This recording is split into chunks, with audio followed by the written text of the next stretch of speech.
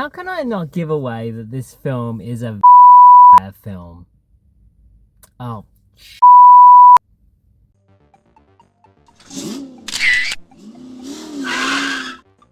G'day, it's Adam here again with another quick instant movie review for you. So tonight I saw Sinners. This is the latest film from writer-director Ryan Coogler, and it stars Michael B. Jordan in twin roles as Smoke and Stack. This thing is set in 1932 while these two brothers, who have been away in Chicago working for the mob for quite some time, now find themselves back in their hometown of Mississippi Delta to set up a gin joint. With the help of their cousin Sammy, played by Miles Caton. Whilst doing all that and recruiting all their staff and entertainers for their new business, including a piano and harmonica legend, Delta Slim, played by Delroy Lindo, Smoke and Stack also reconnect with their old flames, one of them being Annie and the other being Mary, who is played by Haley Steinfeld. All seems to be going pretty well until a supernatural entity makes its presence known. This film has obviously received critical acclaim, particularly for Ryan Coogler's direction and some phenomenal music from Ludwig Göransson. His score is quite something. We'll talk about that a little bit further. And Sinners was made for about $90 million, and so far it's grossed over $200 million worldwide. It was I think it set a record for having the lowest drop of any film, I'm not sure in history, but certainly recently. I think it was about a 4% drop in its second week, which is kind of unheard of for a film. This film has lots of other firsts as well. It was the first film shot by an African-American woman on IMAX, and that African-American DOP is Autumn Durand Akapoor. It's a very heavy camera, and it's crazy to do. You can't even do any handheld work with it. And so I think Ryan Coogler and Autumn sort of worked together on some shots even just to get the thing going. So very, very complicated. Ryan Coogler is a fascinating filmmaker. He has worked with genre. He started off with something very close to his heart with Fruitvale Station, and then moved into the Marvel Cinematic Universe with Black Panther, then moved to another genre, being and reinventing a franchise with Rocky, with the Creed films, which was a wonderful take on the Rocky franchise, really evolving that story and moving something that was pretty much dead in the water into something fascinating. You know, taking a side character, a family member of a side character, and pulling them into their own universe, which was really, really special. Obviously, Wakanda Forever was massive, and here we are now with Sinners. So $90 million budget, made a whole lot of money, and I think surprised a lot of people. And I'm not really sure why it surprised people, because Ryan Coogler is a great filmmaker. You look at the track record of the films that he's made thus far, and they are great. And with Ludwig Göransson, who he's worked with previously on his other projects, being Black Panther and Creed, does a wonderful job with the music and the complexity of the musical score, because this film tells a lot of different things. Genre-wise, I won't talk too much about the supernatural elements in this because I feel like it would probably spoil it. And note to self, if you haven't seen any press about Sinners, good. If you haven't seen the second trailer for Sinners, don't, because it will spoil everything about this film. You know, sometimes you like to have a few surprises in motion pictures, and I certainly believe with Sinners, I'm so glad I didn't see the second trailer, because I think it might have spoiled it for me. You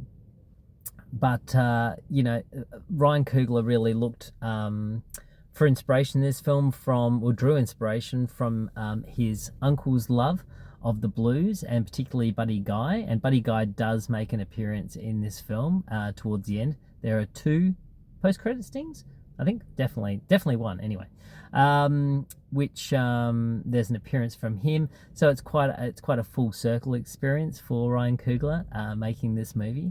And so blues was really firmly implanted in Ryan Coogler's life. And so for him to mix his love of specific genres with blues music and demonstrate the evolution of music in one film is truly masterful. There is a sequence in this film that could be considered to be completely audacious and well over the top and not at all deserved, and just completely wacky. But the film earns it. It gets to a point where you go, oh, I can see why.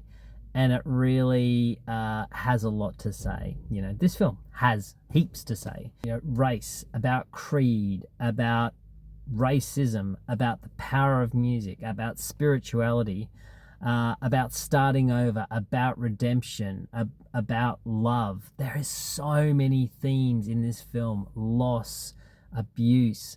We've got so much going on in the space of 2 hours. And then add to that this supernatural element is a masterful piece of filmmaking.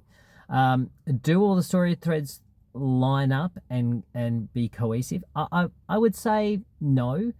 There are a few threads within this film that kind of do lay bare and don't really go any further. And I sort of think that should the opportunity present itself for a sequel, potentially those threads might get revisited and realigned, and maybe that's a part of the story that we could go a bit further into. But you know, from a story point of view and from covering all those story thread point of views, it does an amazing job. All the performances are amazing, but one particular person does stand out, and that is Miles Caton. This young bloke was discovered on a talent show in America and really demonstrates a musical ability in that show, but really demonstrates an acting ability in this film, as well as an amazing voice. So this guy has a very, very interesting future ahead of him if he goes down the right lines. A few little nitpicks that I've got about this film. Yes, a couple of the story threads aren't fully realized, but there's something about people driving in open-top cars on very unsealed roads where we can hear what they're saying, we can have a really clear picture, and yeah, there's something about that annoys me. Now, I understand that there is a certain amount of exposition that needs to happen within a story, and you know, you're not always going to get the perfect setting for doing it, and sometimes characters do need to travel and give you that exposition at the same time, or a purpose, or a continuation of their story, or a further establishment of character. But it was just something that annoyed me so much, where we're sitting in an open-top, noisy old jalopy from 1930, and we're going along a very bumpy road with lots of dust and dirt and everything going on in the elements, and we can hear everything perfectly. In fact, we can play an entire song perfectly and hear everything. Yes, Adam, dispense belief and think about what's coming on later on down the line. But for me, it was just something that kind of took me out and annoyed me a little bit. So, and some of the color choices in this film kind of didn't really work for me. There was something about, I'm not sure if it was the grading or if it was a hyperrealism that was thrown in for some reason, but certainly those shots in the car with the fields, with the cotton fields in the background, it just looked really hyper real. It didn't look real, which, you know, I guess given the circumstances, again, it ain't real, Adam, but just in my mindset, that was one thing that really annoyed me. But small fries for a massive outcome, and this film is quite something. It does a lot. It does a lot, this film, more than I could probably even say here, but it has certainly impacted people on many different levels. It certainly has put Ryan Coogler even further on the map of amazing young filmmakers that have more than just a genre film on their mind, that they're always going to tell a deeper film. And yeah, once again, I mean, Michael B. Jordan tips a box as to continuing to be a great actor, and look out for everyone else because they do a phenomenal job. So yeah, so Sinners, I would give an 8.5 out of 10. I thoroughly enjoyed it. I thought it was a fantastic movie and definitely one to watch. And yes, there is a bit of a supernatural thing going on, so hold on tight. That is it from me for this week. I hope you have the most amazing night, and I look forward to sinking my teeth next time into another review. Good night.